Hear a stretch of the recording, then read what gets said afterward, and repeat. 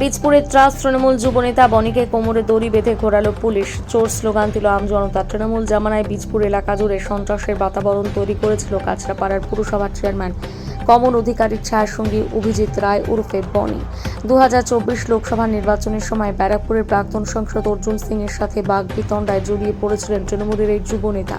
সেই ছবি দ্রুত গতিতে রাজ্য জুড়ে সোশ্যাল মিডিয়ায় ভাইরাল হয়ে যায়।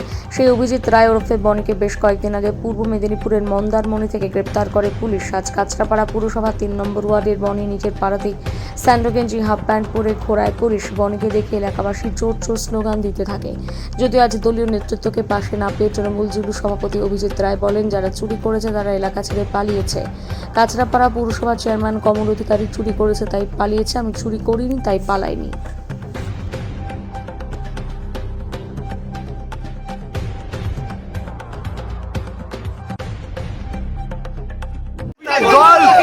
দলের নেতৃত্ব তাকে ফাঁসিয়েছে।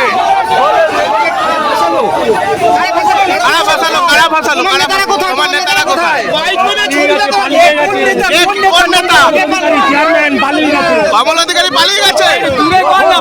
তোমাকে দিয়ে কি কি কাজ করানো হতো?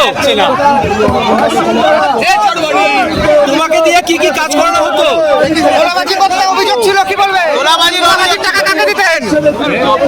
তোলাবাজি করে যে টাকা তুলতে, সেই টাকা কোথায় যেত?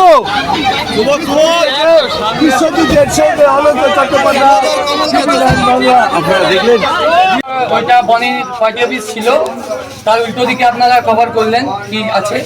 এইটা হলো ওর কোয়ার্টার। রেলের কারেন্ট নিয়ে এসি, ফ্রিজ, ওয়াশিং মেশিন কি না নেই। রেলের কারেন্টে চালাতে পারে, সব চলতো এতদিন তো চলতো। এখানকার লোকেরা আমাকে বললো যে এই এই জিনিস হতো। এখানে দুখানা বড় বড় কুকুর ছিল, সেইগুলোকে ছেড়ে দিয়ে পালিয়ে গেছে এই কোয়ার্টার। মানবিকতা তো ওনার মধ্যে ছিলই না, আর ওনার বলাটা উচিত না, ওর মধ্যে ছিলই না।